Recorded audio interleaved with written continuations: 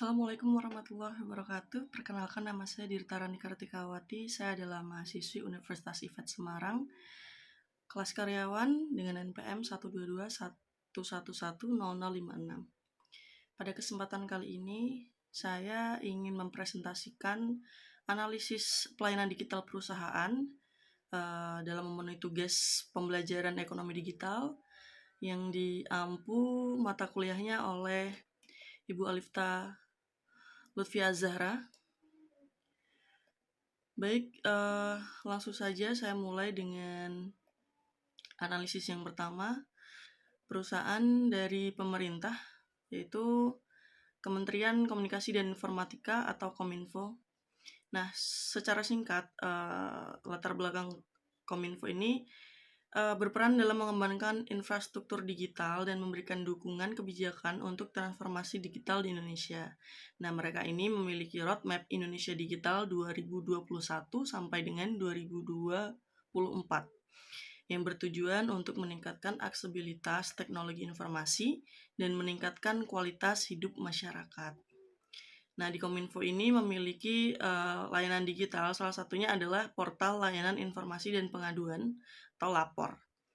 Nah, websitenya ini bisa kita akses di https://www.lapor.go.id. Nah, lapor tanda seru ini sistem pengelolaan pengaduan pelayanan publik nasional yang dikelola oleh Kominfo bekerja sama dengan kantor staf presiden atau KSP dan Ombudsman RI. Nah, platform ini memungkinkan masyarakat untuk melaporkan keluhan terkait pelayanan publik di berbagai instansi di pemerintahan. Kelebihan dari website pelayanan digital lapor ini, yang pertama adalah aksesnya terpusat. Nah, maksud akses terpusat ini sendiri adalah jadi masyarakat itu bisa melaporkan berbagai masalah terkait layanan publik yang ada di seluruh Indonesia ini di satu tempat di website tersebut. Kemudian kelebihannya yang kedua itu transparansi. Jadi setiap pengaduan itu dapat dipantau oleh si pelapor dan masyarakat secara luas, nah memastikan transparansi dalam penanganan keluhan tersebut. Kemudian yang ketiga adanya tindak lanjut. Nah, jadi pengaduan yang diterima akan ditindaklanjuti oleh instansi yang terkait yang dilaporkan maksudnya. Jadi memastikan bahwa masalah yang dilaporkan itu mendapatkan perhatian. Tetapi platform ini juga memiliki kekurangan menurut saya. Yang pertama, kekurangannya itu responnya lambat. Jadi beberapa pengguna itu masih mengeluhkan respon yang lambat dari instansi terkait terhadap pengaduan mereka. Ya, bisa terjadi karena berbagai faktor ya, mungkin nomor antriannya penuh atau bagaimana gitu. Kemudian yang kedua, kesadaran publik. Nah, jadi tidak semua masyarakat ini tahu akan platform ini gitu. Jadi masih belum tahu bagaimana cara menggunakannya, kemudian bagaimana cara pelaporannya gitu. Nah, yang ketiga ini adalah kekurangannya adalah keamanan data. Jadi masih ada risiko kebocoran data pribadi jika sistemnya dalam platform ini tidak aman. Nah, jadi untuk saran saya terhadap platform layanan digital dari Kominfo lapor tanda seru itu tadi, yang pertama adalah peningkatan responsivitas. Nah, jadi mendorong instansi terkait untuk memberikan respon yang lebih cepat dan efektif terhadap pengaduan yang masuk ke platform seperti itu. Kemudian yang kedua yang paling penting itu adalah sosialisasi. Seperti yang saya ucapkan tadi, banyak masyarakat yang belum mengetahui tentang platform ini.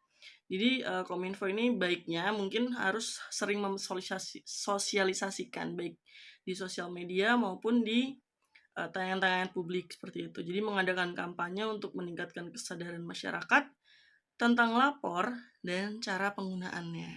Kemudian yang ketiga, untuk saran keamanan sistem ini, jadi Kominfo baiknya untuk memperkuat sistem keamanannya, jadi bisa melindungi data pribadi si pengguna. Kemudian yang kedua, analisis pelayanan digital dari sektor perusahaan swasta, yaitu saya ngambil contoh dari Indosat Ooredoo Hutchison gitu.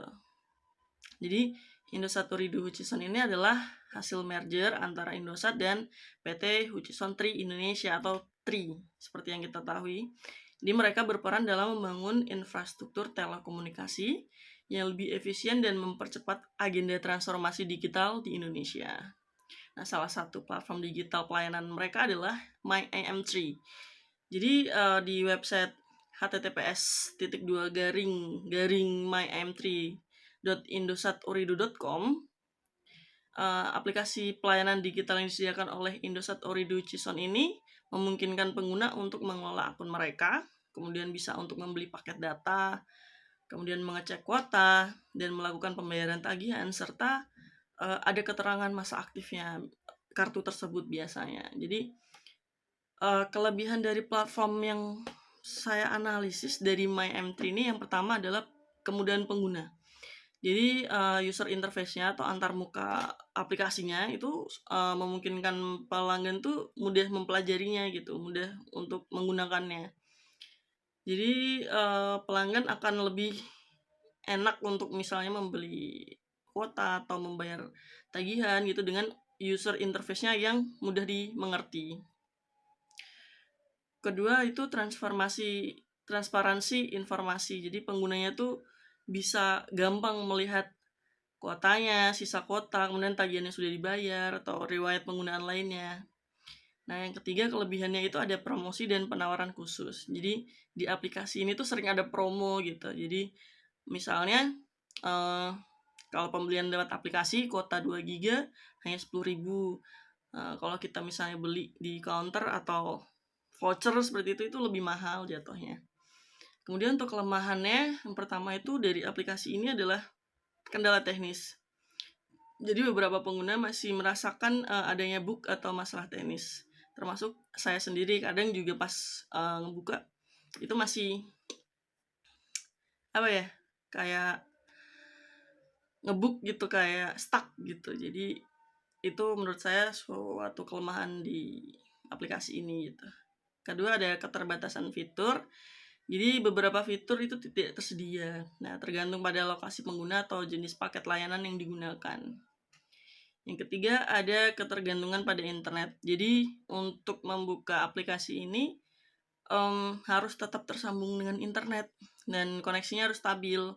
Jadi menurut saya itu kelemahan sih, karena harus menggunakan internet. Kan kadang kita lagi berada di daerah yang jaringan internetnya kurang bagus gitu, tapi harus mengecek kuota, tapi ya jadinya tidak bisa membuka aplikasi tersebut.